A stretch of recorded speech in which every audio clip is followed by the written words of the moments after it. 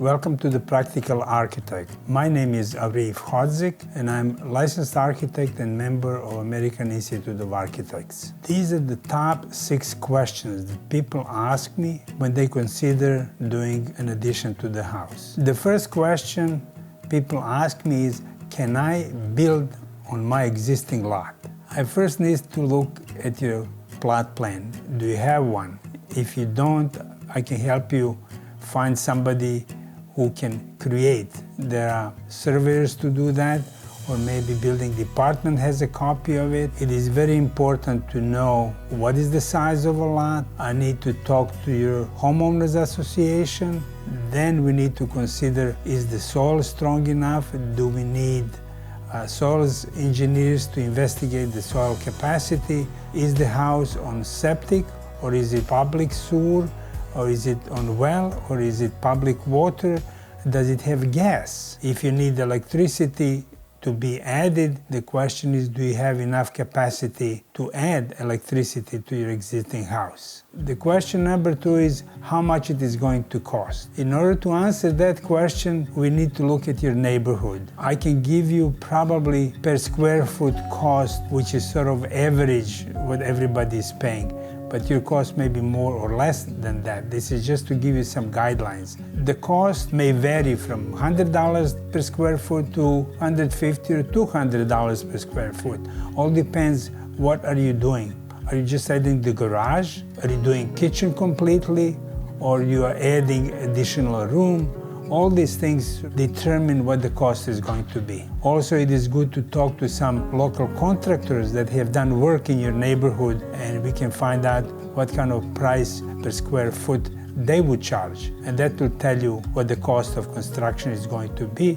In addition to that, there is architect's fee, and architect's fee is usually percentage of overall construction cost. Question number 3 is, how long will it take? My experience is that once I start the project, I need 1 or 2 weeks to prepare preliminary drawings. Once you approve the preliminary drawings, I go into construction drawings, and that usually takes 1 to 2 months. That all depends on complexity and the size of addition that you're doing. Question number 4 is for all your troublemakers.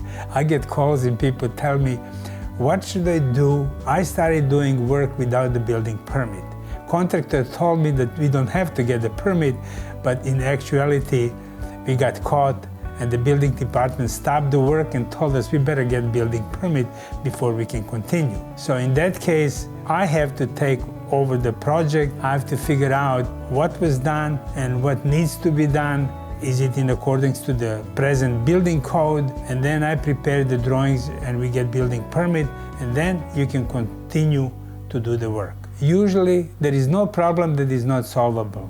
In my experience, I had many questions like that, and I was always able to solve those problems. The question number 5, how do I proceed to fix fire, water, or storm damage of my house? In case of fire damage, usually water damage is bigger damage than fire, because when fire department comes to put out the fire, they put so much water that water damages a lot more than fire itself, but there is no other way. In cases like that, insurance company get involved, building departments get involved. We all have to work with them to see what can be done. This is also a perfect time to do and get the house that you always wanted to have, because you're already going through the process and you will be paid by insurance company for most of the things, and then you can do everything else that you want. Question number 6 is, how do I get a contractor? The people tell me, I was never involved in this kind of work and I don't know any contractors, can you help me find some?